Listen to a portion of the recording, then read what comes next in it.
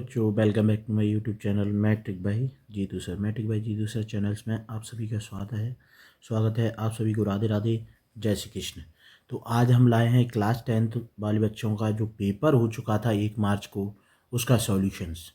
तो इससे आप अपना स्कोर चेक कर सकते हैं कि आपके कितने नंबर आएंगे एग्ज़ाम में। तो इसका पूरा सॉल्यूशंस मिलेगा पार्ट वाइज। तो आज हम कराएंगे पार्ट फर्स्ट में जितने भी बहुविकल्पीय प्रश्न हैं, मल्टीपल चॉइस क्वेश्चंस हैं, जो 20 क्वेश्चंस हैं, उन सभी का आंसर बताएंगे, जिससे आप अपना चेक कर सकते हैं कि कितना स्कोर किया है, हमारे कितने करेक्ट आंसर हैं। ठीक है, तो वीडियो को देखना है विदाउट स्किप की हुई। वीडियो पसंद आता है तो वीडियो को लाइक शेयर और कमेंट करना है।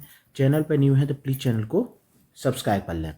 तो आइए चलते हैं पेपर की ओर। देखिए, जैसा कि सबसे पहले अनुक्रमांक लिखना था इस पेपर पे आपको, उसके बाद नाम, जैसे इसने लड़की ने लिखा है अपना नाम, बच्चे ने। उसके बाद में देखिए पेपर का कोड दिया गया है 822BX 2025। देखिए ये आपका ही प्रश्न पत्र है, ये अलग से नहीं है, ध्यान रखिएगा। समय 3 घंटे दिया गया है, 3 घंटे 15 मिनट। नोट, प्रारंभ के 15 मिनट परीक्षार्थियों को प्रश्न पत्र पढ़ने के लिए निर्धारित है।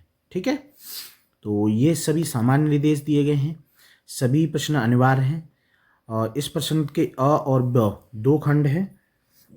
खंड अ से 1 अंक के 20 बहुविकल्पीय प्रश्न हैं, जो कि आपको OMR सीट पर करने थे, जिनके उत्तर OMR और उत्तर पत्रक पे नीले अथवा काले बॉल पॉइंट पेन से सही विकल्प वाले गोले को पूर्ण रूप से काला कर चिन्हित करें। ठीक है, ये आपको OMR सीट पे फिल करने हैं। OMR उत्तर पत्र पर उत्तर अंकित किए जाने के पश्चात उसे नहीं काटें तथा इरेजर या वाइटनर आदि का प्रयोग न करें। यानी OMR सीट पर हम पहले भी बता चुके हैं कि उसे न काटें और न इरेजर और वाइटनर वगैरह आदि का यूज करें। खंड ब में 50 अंक के वर्णनात्मक प्रश्न हैं। इस खंड में कुल 5 प्रश्न हैं। समझ में आ गया? इस खंड में कुल कितने हैं? 5 प्रश्न हैं। प्रत्येक प्रश्न के प्रारंभ में स्पष्ट लिख दिया गया है कि उसके कितने खंड हैं। जो खंड ब की बात कर रहे हैं हम, ध्यान रखना, खंड ब में 50 अंक के हैं और खंड अ में 20 अंक के हैं। और प्रश्न अंकों के उनके सम्मुख अंकित हैं, यानी प्रश्नों के जो अंक हैं उनके सम्मुख अंकित हैं कि ये प्रश्न कितने नंबर का है। साथ ही प्रथम प्रश्न से प्रारंभ कीजिए और अंत प्रश्न तक करते जाइए। जो प्रश्न ना आता उस पर समय नष्ट ना करें। जैसा कि आपको पहले बता चुके हैं कि जो प्रश्न आपको नहीं आता है, ठीक है, जो प्रश्न आपको नहीं आता है उस पर समय वेस्ट ना करें और नेक्स्ट क्वेश्चन करने लगें। यदि रफ कार्य के लिए स्थान अपेक्षित है तो उत्तर पुस्तिका के बाएं पृष्ठ पर कीजिएगा और फिर काट दीजिएगा। उस पृष्ठ पर कोई प्रश्न ना हल करें। अगर आपको प्रॉब्लम सॉल्व करनी है तो आप उसको बाएं पृष्ठ पर कर सकते हैं। ठीक है, तो ये कुछ उनके डायरेक्शंस थे, यानी निर्देश थे, जिसको आपको फॉलो करना है। अब लेते हैं हम नेक्स्ट और स्टार्ट करते हैं क्वेश्चंस को। तो ध्यान से देखना है, स्किप बिल्कुल नहीं करना है। तो देखिए ये आ गया आपका प्रश्न पत्र, जिसको आपको सॉल्व करना है। ध्यान से देखेंगे तो आप लोगों को समझ में आ जाएगा कि किस तरीके से आपको इसको करना है। ठीक है, कलर ले लेते हैं। आप देखिए, अब जैसा कि दिया गया है tan थीटा बराबर 3/4, तो cos थीटा का मान क्या होगा? तो आपको पता है tan थीटा बराबर क्या होता है? लंब बटे आधार, और cos थीटा बराबर होता है आधार बटे कर्ण। ठीक है, अगर हम इसको सॉल्व करेंगे तो आधार तो हमारा ऑलरेडी 4 है, तो इसमें देख सकते हैं 4 किस में है? ऊपर वाले में। ठीक है, अब कर्ण, तो ऊपर जो था इसमें tan में लंब था और हमें पहले निकालना है कर्ण। तो कर्ण का वर्ग बराबर क्या होता है? आधार का वर्ग धन लंब का वर्ग। तो 3 का स्क्वायर प्लस 4 का स्क्वायर और इसका रूट निकालेंगे तो कितना निकलेगा? 5। तो वो क्या आएगा आपका? कर्ण। और आधार ऑलरेडी 4 है ही नीचे, तो 4/5। तो इसका सही करेक्ट आंसर कौन सा हो गया? 4/5। तो ए वाला ऑप्शन सही है, ए वाले को आप टिक कर सकते हैं। ठीक है, अब सेकंड है, एक पासे को एक बार फेंका जाता है तो एक सम संख्या आने की प्रायिकता क्या होगी? तो आपको पता है पासे में 6 अंक होते हैं, 1 2 3 4 5 6। तो इसमें सम अंक होते हैं 2 4 6। तो इन कितनी संख्या है टोटल? सम संख्या 3, और टोटल संख्या कितनी हो गई 6, तो 3/6 यानी कितना हो गया 1/2। तो इसका सही करेक्ट आंसर कौन सा हो गया, बी। तो आप बी पर टिक लगा देंगे, ध्यान रखना है बी करेक्ट है आपका। ठीक है, अब लेंगे हम नेक्स्ट। निम्नलिखित बारंबारता बंटनों का माध्यक वर्ग होगा, माध्यक वर्ग कौन सा होगा। देखिए जैसा कि बारंबारता बंटन माध्यक वर्ग, माध्यक मतलब मध्य का वर्ग अंतराल कौन सा होगा। तो आप देखिए 7, 8 को छोड़िए और 10, 5 को दे, तो टोटल इसमें माध्यक वर्ग कितने हैं 5। तो 5 का मिडिल अंक कौन सा होगा थर्ड। तो इस तीसरे में कौन से हैं 20 और 30। तो इसका ऑप्शन तीसरे वाले का सी सही है, ध्यान रखिएगा सी वाला ऑप्शन सही है। तो सी वाले को हम टिक कर देंगे। ठीक है, क्वेश्चन नंबर 4। क्वेश्चन नंबर 4 में दिया गया है निम्नांकित सारणी का बहुलक क्या होगा। तो बहुलक आप जानते हैं जो बार बार रिपीट हो रहता है, सबसे ज़्यादा रिपीट होता है कौन सी सारणी का। तो हम इसमें कौन सी का लेंगे, सबसे ज़्यादा रिपीटेशन कौन सा हुआ था 11। तो इसमें कौन से का बहुलक होगा, कौन सी सारणी का 10 से 15। तो इसमें 10 से 15 यानी कौन सा है डी वाला। तो डी वाले ऑप्शन को आप टिक कर सकते हैं, डी वाला ऑप्शन। ठीक है, निम्नलिखित में यदि कौन सी घटना की प्रायिकता नहीं हो सकती है। तो देखिए कौन सी घटना की प्रायिकता नहीं हो सकती है, ध्यान दीजिए है माइनस में कभी भी प्रायिकता नहीं होती है, ध्यान रखना है। ठीक है, प्लस में होती है तो माइनस में कभी भी नहीं होती है, तो इसलिए इसको हटा देंगे बी वाला ऑप्शन, बी वाले की प्रायिकता नहीं हो सकती है। ठीक है, अब है क्वेश्चन नंबर 6। यदि 3 cot a बराबर 4 तो 10 1 माइनस 10 स्क्वायर ए अपॉन 1 प्लस 10 स्क्वायर ए का मान कितना होगा। ध्यान देना है, इसको हमें सॉल्व करना है। तो पहले cot a बराबर करेंगे हम 4/3, फिर cot का उल्टा कितना होता है 10, तो 10 बराबर कितना हो जाएगा 3/4। अब इसमें हमें 1 माइनस 10 स्क्वायर और 1 प्लस 10 स्क्वायर दोनों में 10 की वैल्यू आपको रखनी है 3/4, और उसको हम क्या करेंगे सॉल्व करेंगे। जैसे 3/4 का स्क्वायर कितना हो गया 9/16 हो गया। पहले वाले में माइनस है तो 16 में से 9 गए कितने बचे 7, तो ऊपर कितना आ गया 7/16। और नीचे वाले में क्या है प्लस, तो 16 और 9 कितने हो गए आपके 25। ध्यान देना है, तो कितना और बटे 7, तो 16 से 16 कैंसिल हो जाएंगे आपके, कितना बचा आपका 7/25। तो 7/25 कौन से का सही है ए वाले का। तो 6 का कौन सा हो जाएगा आपका ए। तो ये हो गया आपका फर्स्ट 6 क्वेश्चन के जो करेक्ट आंसर है। इस तरीके से आपको करने हैं और यही आएंगे इनके परफेक्ट आंसर। ठीक है, अब लेते हैं हम नेक्स्ट पेज। तो ध्यान से देखना है, स्किप बिल्कुल नहीं करना है। ठीक है, तो विदाउट स्किप किए हुए आपको देखना है, स्किप बिल्कुल नहीं करना है। इंपॉर्टेंट क्वेश्चंस हैं, ध्यान देना है। अब लेंगे हम नेक्स्ट। तो देखिए नेक्स्ट पेज में आपका दिया है क्वेश्चन नंबर 7, तो विदाउट स्किप किए हुए देखिएगा। अब देखिए इसमें दिया है cos 60 का मान। तो आप सभी को पता है जस्ट इसके अपोजिट होते हैं, यानी जो sin 30 का मान होता है वो cos 60 का होता है। तो sin 30 का मान कितना होता है 1/2, तो वही मान 1 cos 60 का होगा। तो ये इसका ऑप्शन सी सही है 1/2। ठीक है, अब ऐसे ही क्वेश्चन नंबर 8 में लेंगे। इसमें पूछा है 1 प्लस कॉट स्क्वायर थीटा बटे 1 प्लस टेन स्क्वायर थीटा का मान क्या होगा। तो आपको पता है सर्वसम का जो आपने पढ़ी थी 1 प्लस कॉट स्क्वायर बराबर था आपका कोसेक स्क्वायर थीटा, और 1 प्लस टेन स्क्वायर थीटा बराबर था आपका सेक स्क्वायर थीटा। तो कोसेक स्क्वायर थीटा बटे सेक स्क्वायर थीटा, इन दोनों को अगर हम सॉल्व करेंगे, ध्यान देना है, अगर हम इन दोनों को सॉल्व करेंगे तो आपका आंसर कितना आएगा टेन स्क्वायर थीटा। कितना आएगा टेन स्क्वायर थीटा। तो आपको इसी पर टिक लगाना है। सॉरी, देखिए 1 प्लस कॉट स्क्वायर थीटा बराबर था आपका cosec square, 1 plus ten square बराबर था सेक स्क्वायर। तो 1/cos करें तो इसका जो आंसर आएगा कॉट स्क्वायर थीटा। कितना आएगा कॉट स्क्वायर। तो आपको इस पर डी पे टिक लगाना है। ठीक है, कुछ बच्चे क्या है कि इसके सी पे टिक लगा दिया होगा, जबकि इसका एक्चुअल जो आंसर आएगा आपका डी आएगा। ठीक है, तो इस तरीके से आपको इसको करना है, ध्यान से करना है, स्किप बिल्कुल नहीं करना है। देख लीजिए आपने कौन कौन से सही किए हैं और इससे आप अपना स्कोर भी चेक कर सकते हैं। ठीक है, अब लेते हैं नेक्स्ट। इसमें आपको सिंपली HCF पूछा है कि HCF कितना होगा।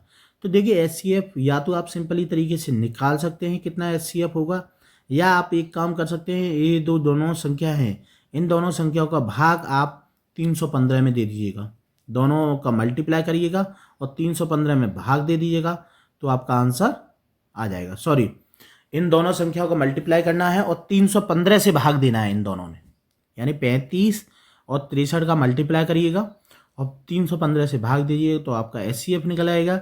या सिंपली आप HCF भाग विधि या गुणनखंड विधि, दोनों में से कोई भी विधि का यूज करके आप इसका HCF निकाल सकते हैं। वैसे और HCF वह संख्या होती है जिससे दोनों संख्याओं में भाग चला जाता है। तो इसका अगर HCF देखा जाए तो इसका HCF है आपका 7, क्यों 7 से भाग जा रहा है, 7 पंजे 35 और 7 नाम 63। तो इसका सही आंसर कौन सा होगा, 7। तो इसका बी आंसर सही है, ध्यान रखना है कौन सा सही है, बी वाला। क्वेश्चन नंबर 10, इसमें संख्या है 12, 15 और 21 का एलसीएम। एलसीएम वह संख्या होती है जिसमें तीनों संख्याओं का भाग चला जाता है। तो इसमें जो एलसीएम वाली संख्या होगी इसका भी आंसर कितना होगा, डी वाले का 20, वो सॉरी डी 10वीं का कौन सा होगा, डी 420। तो आप डी वाले पे टिक लगा लेंगे 420 वाले पे। अब लेते हैं क्वेश्चन नंबर 11, √2 और 2 माइनस √2 का गुणनफल। अगर इन दोनों को गुणनफल करेंगे तो एक अपरमेय संख्या ही होगी। ध्यान देना है, इसका एक अपरमेय संख्या ही होगी, तो हमें ए वाले पे टिक लगाना है इसका। ठीक है, एक अपरमेय होगी क्योंकि 2 का √2 से करेंगे तो 2√2 आएगा और √2 2 हो जाएगा। इसका कितना हुआ सॉल्व करने पे, 2√2 माइनस 2, तो 2√2 क्या है, एक अपरमेय संख्या है। ठीक है, बिंदुओं 2, 3 और 4, 1 के बीच की दूरी। तो बीच की दूरी के लिए आपको कोऑर्डिनेट ज्योमेट्री में जो फॉर्मूला दिया गया है दो बिंदुओं के बीच की दूरी वाला, वही आपको यूज करना है। यानी रूट में x1 माइनस x2 का square plus y1 minus y2 का। अगर इसको हम सॉल्व करते हैं तो इन दोनों बिंदुओं को सॉल्व करने पर जो आपका आंसर आएगा वो आएगा आपका 2√2। तो इसका ऑप्शन सही है 12 वाले का सी। ध्यान देना है 12 वाले का कौन सा ऑप्शन सही है, सी। नेक्स्ट है आपका 13 यदि 5 सेंटीमीटर वाले एक वृत्त के बिंदु पर स्पर्श रेखा पी क्यू केंद्र ओ से जाने वाली एक रेखा से बिंदु क्यू पर इस प्रकार मिलती है कि ओ क्यू बराबर 12 सेंटीमीटर है, तो पी क्यू की लंबाई होगी। तो पी क्यू की लंबाई आपको ज्ञात करनी है। तो आपको पता है कि स्पर्श रेखा और त्रिज्या के बीच के बड़ा कोण कितना होता है, 90 अंश का। ठीक है, तो जो ओ क्यू होगा वो आपका कर्ण होगा और आपका पी ओ क्या होगी, आपकी त्रिज्या, और आधार होगा आपका पी क्यू। तो पी क्यू आपको फाइंड आउट करना था। तो पी क्यू क्या है, आपका आधार। तो इसमें आधार के लिए आपको पाइथागोरस थ्योरम का यूज करना है, कर्ण का वर्ग बराबर आधार का वर्ग धन लंब का वर्ग। आधार आपको याद करना है, तो आधार बराबर हो जाएगा आपका अंडर रूट में कर्ण का स्क्वायर माइनस आपका लंब का स्क्वायर। तो लंब आप कर्ण आपका ऑलरेडी है 25 का स्क्वायर माइनस सॉरी कर्ण है आपका 12, तो 12 का स्क्वायर माइनस और आपका रहेगा 12 का स्क्वायर माइनस 5 का स्क्वायर। ठीक है, तो 144 में से 5 का स्क्वायर 25 घटाएंगे तो आपका कितना आएगा, 119। तो रूट में 119 कौन सा करेक्ट आंसर है आपका, बी। तो 13 में का बी सही आंसर रहेगा आपका, तो बी पे टिक लगा लेंगे आप। तो इस तरीके से आपको क्वेश्चन 13 तक बिल्कुल करेक्ट आंसर आपके यही है, इस तरीके से ही आपको करना है। तो अब लेंगे हम नेक्स्ट क्वेश्चन। ध्यान से देखना है, स्किप बिल्कुल नहीं करना है, विदाउट स्किप किए हुए आपको देखना है। अब देखिए नेक्स्ट क्वेश्चन आपको दिए गए हैं, तो ध्यान से देखना है। तो देखिए इसमें दिए गए हैं आपको क्वेश्चन नंबर 14 में चित्र डी पैरेलल बराबर है BC है। डी पैरेलल किसके है, BC के। यदि AD बराबर 3 सेंटीमीटर और D बराबर 4 सेंटीमीटर तथा DB बराबर 1.5 सेंटीमीटर है तो BC की माप होगी। तो BC की माप याद करनी है। तो इसके लिए सिंपली फॉर्मूला है, जब देखिए त्रिभुज एक दूसरे ही समरूप हैं, जैसे त्रिभुज ADE समरूप किसके है, ABC के। ये त्रिभुज एक दूसरे के समरूप है, तो समरूप होने पर हम आपको लगाते हैं जो फॉर्मूला लगाते हैं, ध्यान से देखना है, AD बटे DE बराबर AB बटे BC। आप इस फॉर्मूले से सॉल्व करेंगे तो आपका बिल्कुल आंसर आएगा, और जो करेक्ट आंसर आएगा जिसको हम सॉल्व करेंगे वो हमारा करेक्ट आंसर क्या होगा, 6, 14 में का D।